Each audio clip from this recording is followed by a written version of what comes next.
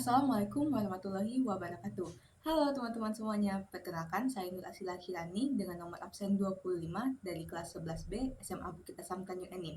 Pada video kali ini, saya akan membacakan cerpen buatan saya sendiri.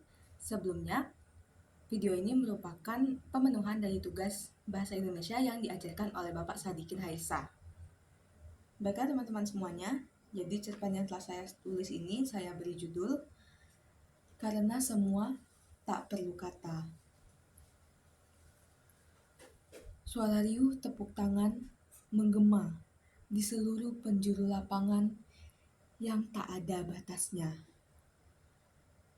Semua pasang mata tertuju pada seorang gadis yang namanya baru saja diumumkan sebagai juara lomba. Ada yang memasang tatapan penuh kagum, namun ada juga yang melirik dengan sorot mata acuh seolah meremehkan.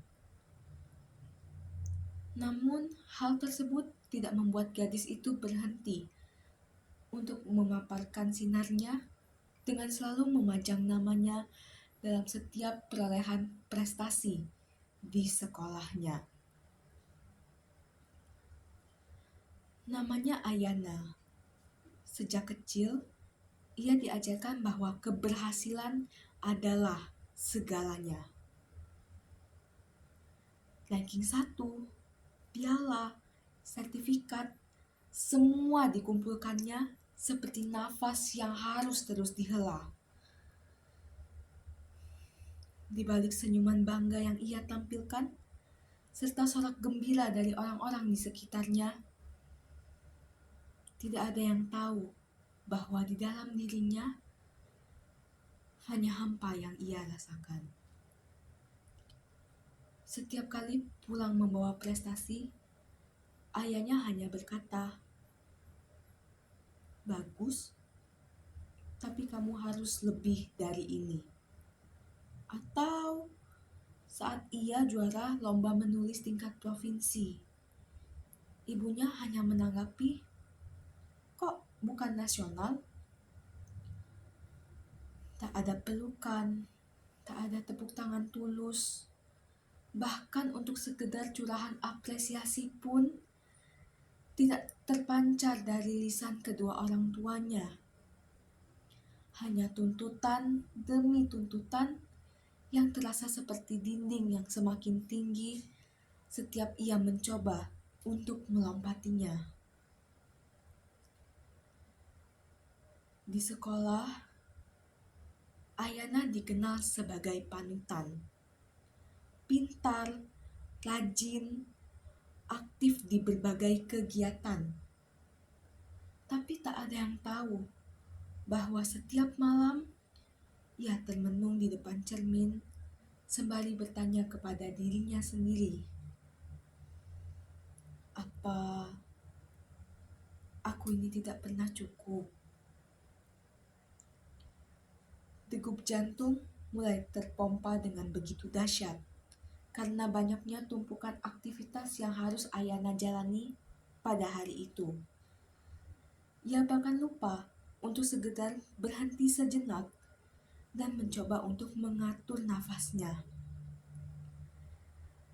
Ia terbiasa untuk mengesampingkan hal-hal kecil seperti lapar maupun haus.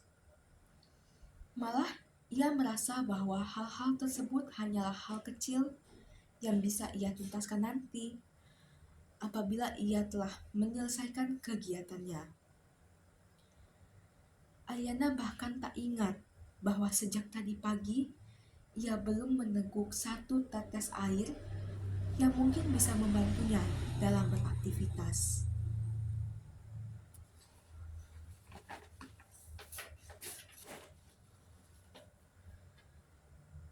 Di tengah kesibukannya dalam mengurus persiapan ajang besar yang akan ia ikuti, gangguan-gangguan kecil yang sedari tadi ia abaikan mulai merasuk ke dalam inti-inti tubuhnya.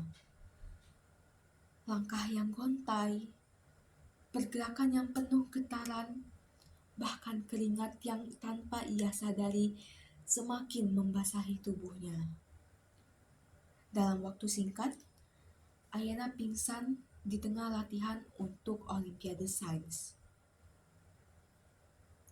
ajang lomba impiannya. Tatapannya mulai tak terarah,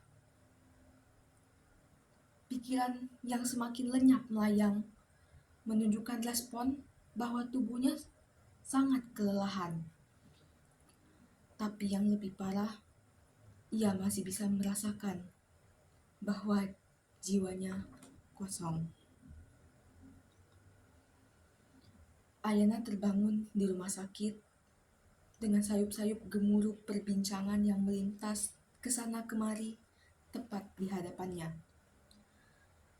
Seorang dokter yang merawatnya mengatakan bahwa ia mengalami stres berat.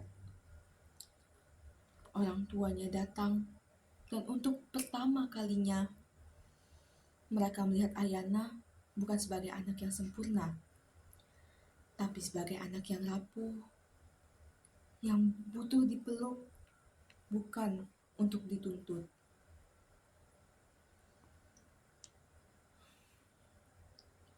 Ayah, ibu, tolong sesekali ngertiin Ayana. Ayana capek begini terus. Bisik Ayana sambil menatap langit-langit.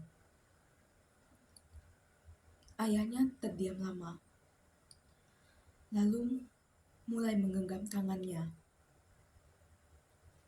Maafkan kami terlalu sibuk mendorongmu sampai lupa caranya melihatmu sebagai anak yang berhak bahagia. Ayana tak menjawab.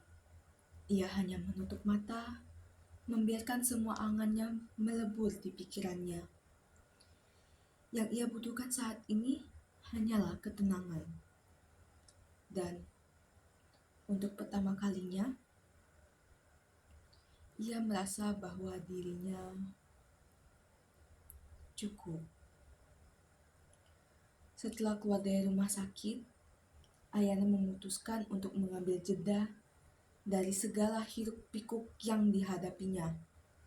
Ia menolak beberapa lomba yang biasanya tak akan pernah ia lewatkan. Teman-temannya terkejut, guru-guru bertanya, dan orang tuanya sempat ragu. Tetapi Ayana tetap teguh. Di waktu luangnya, Ayana mulai menulis. Bukan lagi laporan atau bahkan tugas akademik, melainkan perasaannya sendiri. Ia tuliskan semua rasa kecewa, tekanan, bahkan mimpi-mimpi yang sempat ia kubur.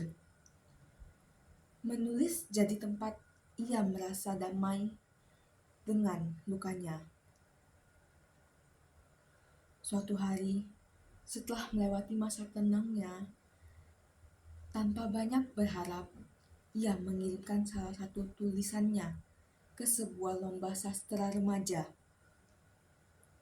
Judulnya sederhana, yaitu Aku yang Tak Pernah Cukup. Beberapa bulan kemudian, Ayana dipanggil ke Jakarta. Ia masuk dalam 3 besar dari ribuan peserta. Ketika namanya dipanggil sebagai juara pertama, ruangan itu penuh riuh, tepuk tangan yang menembus segala sisi.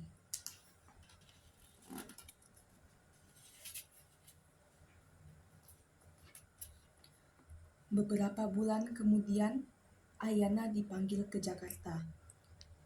Ia masuk dalam 3 besar dari ribuan peserta. Ketika namanya dipanggil sebagai juara pertama, ruangan itu penuh dengan riuh tepuk tangan yang menembus ke segala sisi.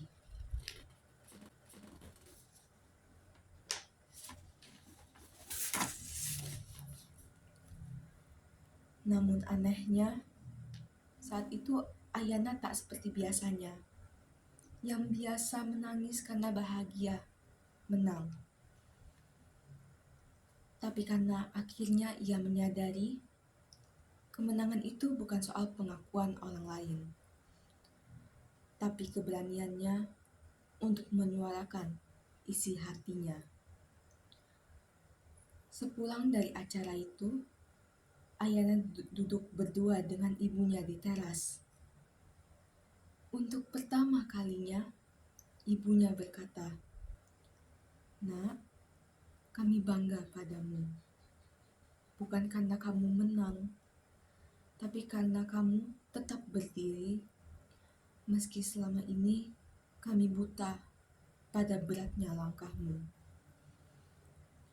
Ayana menatap langit yang mulai jingga dengan disinyalir perasaan asing yang tak pernah ia rasakan. Ayana merasa pada akhirnya tak semua harus diungkapkan melalui kata. Hari itu, untuk pertama kalinya, ia percaya. Ia memang tidak sempurna, tapi dirinya selalu cukup. Dan itu lebih dari cukup. Baiklah teman-teman semuanya, demikianlah cerita pendek yang telah saya buat. Terima kasih karena telah menonton video ini sampai akhir. Mohon maaf apabila terjadi kesalahan dalam pembacaan. Saya akhiri dengan wabillahi taufiq wal hidayah. Wassalamualaikum warahmatullahi wabarakatuh. Bye-bye.